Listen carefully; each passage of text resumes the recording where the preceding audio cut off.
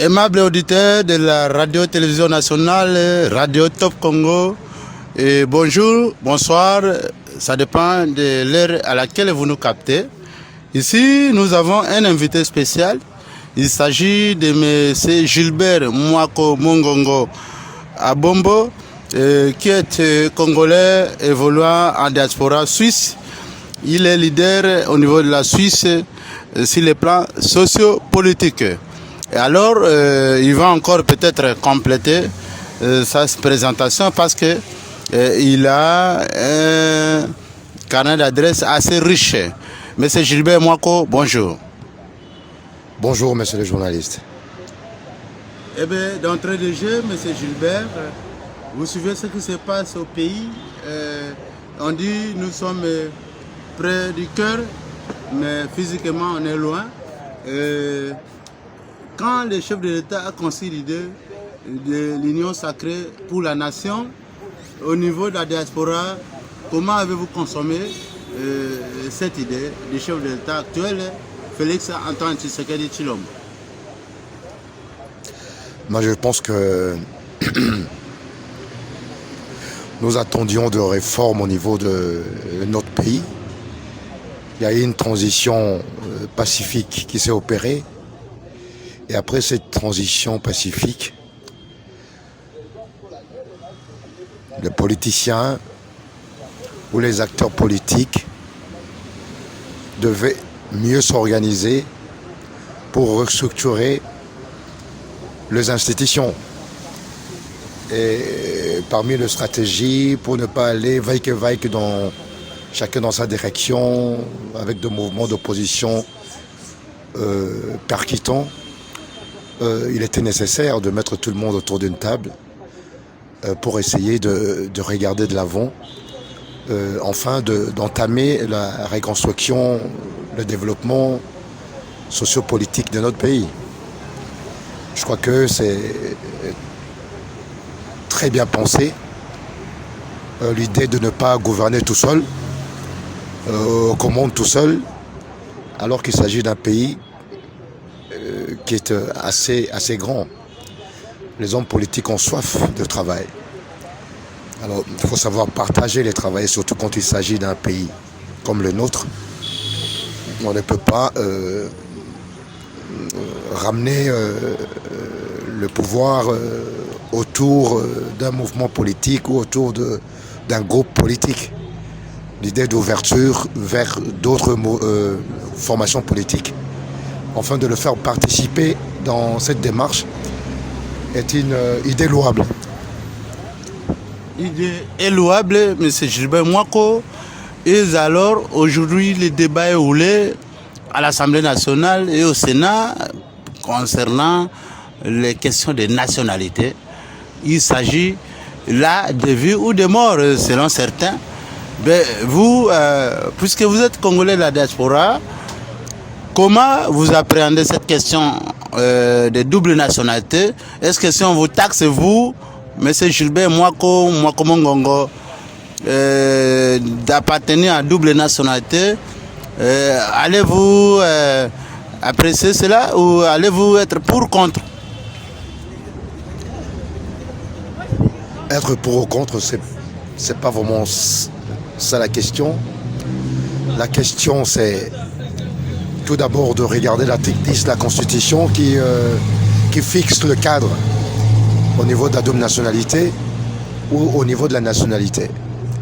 Alors ensuite, vous savez pourquoi est-ce que les gens, beaucoup de Congolais, presque 9 millions à l'étranger, ont pris de double nationalité. C'est des questions contextuelles, politiques, professionnelles et ainsi de suite. Vous savez que les Congolais de l'étranger sont partis avec la main sur le cœur dans les soucis de pouvoir améliorer non seulement leurs conditions de vie, mais aussi les conditions de vie de leur famille, de ceux qui sont restés au pays.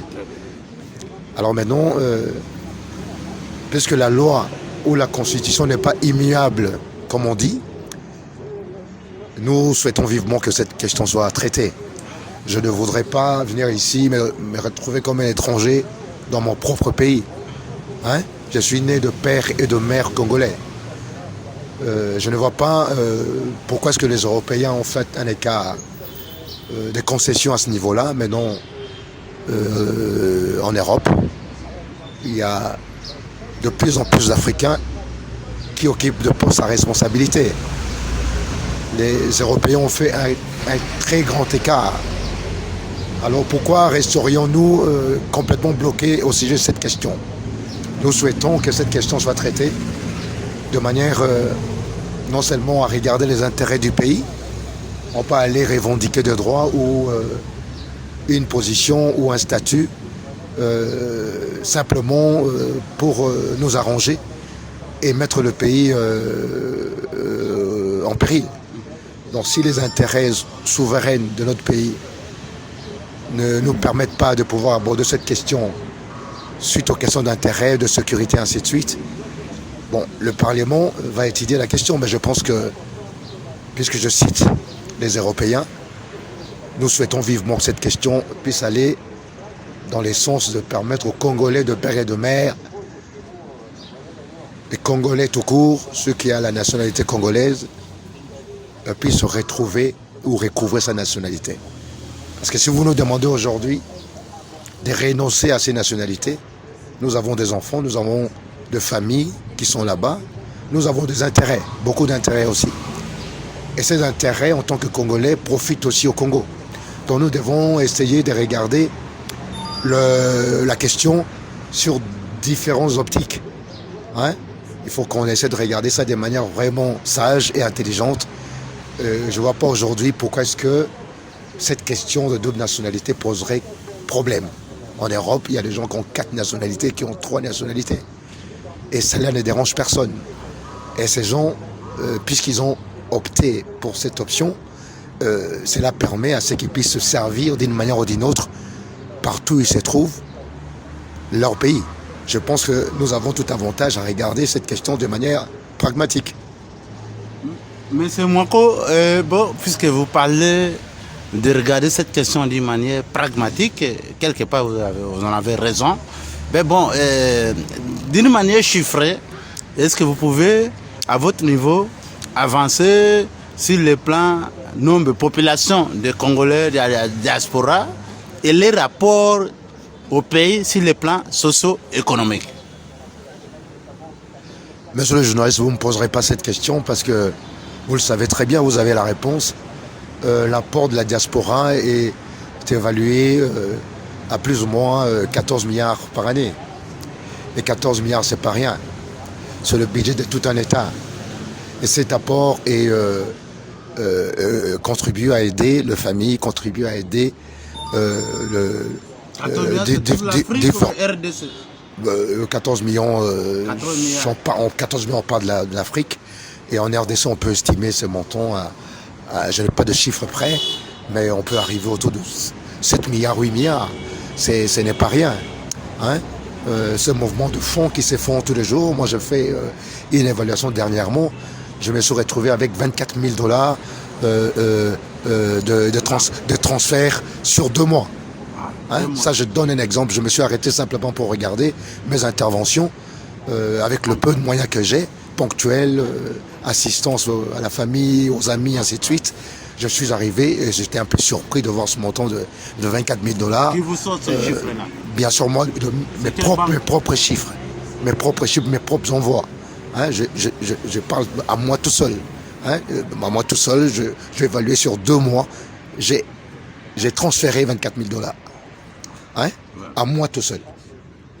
Alors si j'essaye de penser que je ne suis pas seul à faire des transferts, donc mes collègues de la diaspora font aussi des transferts, si je donne ces chiffres, je les tire de mes propres transferts. Voilà, donc c'est des sommes considérables, des sommes énormes. La diaspora n'est pas une entité négligeable. Hein? Voilà. Merci. Eh bien, phénomène combattant, parlons-en, parce qu'on en parle. Parfois, ces derniers temps, on en parle un peu moins. Ça a disparu avec l'avènement de Fachi Béton. Ouais, ou ça existe encore, ou c'est comme si c'est quelque chose qui était un harcèlement contre le régime Kabila, M. Mwako Gilbert.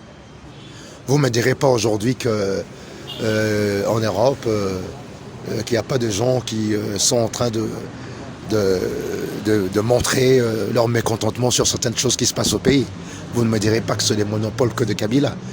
Même si c'est réduit aujourd'hui, même si on a compris les choses aujourd'hui d'une manière un peu différente, ben vous ne me direz pas que le président Tshisekedi n'a pas d'opposition en Europe. Hein? Il y a des poches de résistance qui continuent, comme si c'était une question philosophique pour certains. Ils continuent à travailler dans cette dimension de conviction qu'ils ont. Et il y a aussi des gens qui sont des éternels insatisfaits. Ouais, alors, le mouvement phénomène combattant a tout de même baissé en Europe. Mais bien sûr qu'il faut rester, sérieux. Hein? Bien sûr qu'il faut rester sérieux. Nous avons souhaité un changement de régime. Il y a un régime qui était là, qui a passé plus de 18 ans. Hein, parce que je prends père et fils, si on met ça, on fait l'addition, on arrive à presque 21 ans. Alors maintenant, à un moment donné, les gens ont besoin du changement. N'est-ce pas? Hein? On a besoin que les choses changent. On a eu les élections, ça s'est plus ou moins bien déroulé. Et on est arrivé que le président sortant ne pouvait plus se représenter. Vous avez vu de manifestations ici pour s'opposer à cette volonté qui pouvait être non exprimée, mais qui s'est montrée de manière un peu, comment je pourrais dire, mimétique. Le peuple s'est opposé, ils ont pris une décision, le régime a changé. Maintenant, le régime que nous souhaitions était celui qu'on voulait voir un natif du pays prendre les commandes des choses. Maintenant que cette prise de pouvoir par un natif du pays mérite d'être soutenue. Arrêtons de tergiverser, mettons-nous ensemble à l'exemple de l'Union sacrée pour essayer de travailler, d'épauler, d'accompagner le chef de l'État dans sa vision pour que le Congo puisse retrouver une autre forme. Voilà. Oui, mais puisque vous parlez de l'Union sacrée, justement, cette question allait tomber. Vous ne vous prononcez pas clairement parce que vous êtes leader des mouvements politico-sociaux. Votre parti politique s'intitule MPP, Mouvement du Peuple pour le Progrès. Votre appartenance, oui ou non, à l'Union sacrée n'est pas encore clairement définie. Monsieur Gilbert, êtes-vous dans des calculs politiques? Puisque bon, le gouvernement venait d'être installé, vous avez raté ces grands bateaux qui viennent de décoller. Mais alors, où en sommes-nous avec vos calculs? Je crois que je me suis prononcé tout à fait clairement dans mes propos tout à l'heure. Quand on est favorable, il ne faudrait pas forcément que je puisse être invité comme tout le monde. On n'était pas là. Hein? Nous sommes en train de constituer notre mouvement politique. Et tant que le mouvement politique n'est pas encore constitué, je sais qu'on a invité tout le monde, mais nous, on n'était pas au pays. Hein? C'est-à-dire qu'on adhère à l'idée, on est d'accord avec l'idée, mais on n'est pas forcément obligé, comme vous le souhaitez, qu'on puisse être invité, participer, interroger. Nous sommes partants, nous sommes d'accord avec l'Union sacrée. Donc on n'est pas en train de tergiverser là-dessus. Notre mouvement politique est en train de se créer. Si c'est créé, c'est pour permettre à ce qu'on puisse accompagner avec nos idées, avec nos nouvelles idées, les actions qui sont menées sur terrain pour le bien-être du peuple congolais. Voilà. Qu'est-ce qui vous amène à l'Union sacrée, M. Mwako? C'était une question d'alliance, parce que moi je n'étais pas invité à l'Union sacrée. J'ai apprécié l'idée, j'ai participé en esprit, hein? J'ai approuvé la démarche. Et maintenant, puisque je suis d'accord, c'est un jet d'alliance, c'est un jet de participation à l'action citoyenne pour le développement de notre pays. Ben alors, actualité oblige, parlons de l'état de siège. Le chef d'État Félix Tshisekedi Tshilombo, comme vous le savez, vous suivez ça de très près. Et dans notre partie Est de la République, il y a toujours déchirement, il y a viol, il y a éjaction, massacre, tout ce que vous en pensez. Ben bon, le chef d'État dit trop, c'est trop. Et il crée ce qu'il qualifie d'état de siège. Et c'est constitutionnel, mais c'est moi que quand vous apprenez ça, il nomme des gouverneurs militaires, en tout cas, pour tenter de mettre fin à tout ce qui se passe là-bas. Votre réaction à chaud? Mais quand le politique réfléchit, et quand le gouvernement réfléchit, c'est une situation qui perdure. Hein? Vous savez, le nombre de morts à l'Est, c'est quand même considérable. C'est considérable. On parle de 12 millions de morts en République démocratique du Congo. Et 12 millions de morts, c'est pas rien. Maintenant, l'état de siège est instauré. C'est quoi un état de siège? L'état de siège est un dispositif juridique généralement mis en œuvre par le gouvernement en cas de péril imminent pour la nation. N'est-ce pas? Ouais. Il comprend plusieurs dispositions.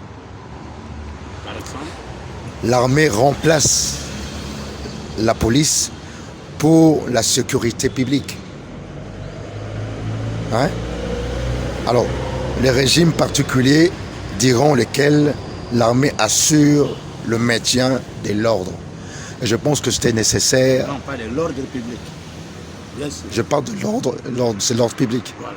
C'est-à-dire que cette mesure a été prise parce que la situation, vous le savez, hein, je parle de 12 millions de morts, ça c'est les chiffres que nous articulons, c'est quand même trop. Et le président avait promis, quand il a pris son pouvoir, de pouvoir régler cette situation d'insécurité qui perdurait. Aujourd'hui, le président se trouve à l'Est. Hein, c'est-à-dire que... 2 semaines. Voilà. C'est-à-dire que... La capitale a quitté Kinshasa, elle est maintenant... Mais bien sûr. C'est-à-dire que c'est quelqu'un qui tient parole. Ça, nous devons le reconnaître, qu'il est présentement à l'Est. Alors, pourquoi il est à l'Est? C'est pour essayer de ramener le calme, la paix, la sécurité et sortir un peu de ces histoires morbides qu'on a vécues tout ce dernier temps. Je pense que l'état de siège est nécessaire en ce qui concerne particulièrement la partie de l'Est de notre pays. Monsieur Gilbert Mouako, le journal radio a son timing, mais nous allons quand même tout de même jeter avec vous pour des questions électorales. CENI, ça fait partie de l'actualité, il faut restructurer la CENI, il faut remettre des lois, des nouvelles bases, tout ça. Ben, selon vous, quel est le modèle de la CENI que vous voulez que ça puisse ériger élire domicile ici en République démocratique du Congo, puisque vous avez suivi les élections en 2006, 2011, 2018, tout le monde a crié Quack. Ben alors, Gilbert Mouako, Mungongo, Abombo, quel est le modèle de la CENI selon, parce que vous avez parcouru bon nombre de pays de ce monde et vous avez la parole. La CENI, de par sa vocation, devait être indépendante, libre et transparente, n'est-ce pas? Elle ne doit pas porter ou la casquette ou la couleur d'un regroupement politique afin d'éviter le favoritisme. Nous avons vécu ça ici. Hein? Je ne sais pas quel est le président de la CENI qui n'a pas été contesté dans notre pays. Alors maintenant, si on veut créer un modèle, ben, on devrait faire le bilan, l'état de lieu de la CENI pour essayer de poser les acteurs politiques et que la CENI puisse retrouver au fait sa position d'indépendance. Hein? La CENI devrait être indépendante. Hein? C'est ce que nous souhaitons, de mettre les mesures en place pour que celui qui gagne, il gagne, celui qui perd, il perd. Et que la CENI puisse être là pour proclamer le résultat et mettre en place toutes les opérations nécessaires afin que les élections puissent être transparentes, libres et démocratiques. Très bien, en tout cas, on va se séparer à cette question, je vous rassure. Nous sommes à quelques jours de la cérémonie de l'indépendance de notre pays, la République démocratique du Congo, 30 juin, une grande cérémonie et peut-être ça sera en méditation. On ne sait pas ce que va penser notre chef de l'État actuel. Qu'est-ce que ça vous rappelle cette date, 30 juin, M. Gilbert Mwako? Quel décor avez-vous dans votre cœur pour cet événement de 30 juin? Et au jour d'aujourd'hui, comment recadrer les choses par rapport à l'indépendance de notre pays?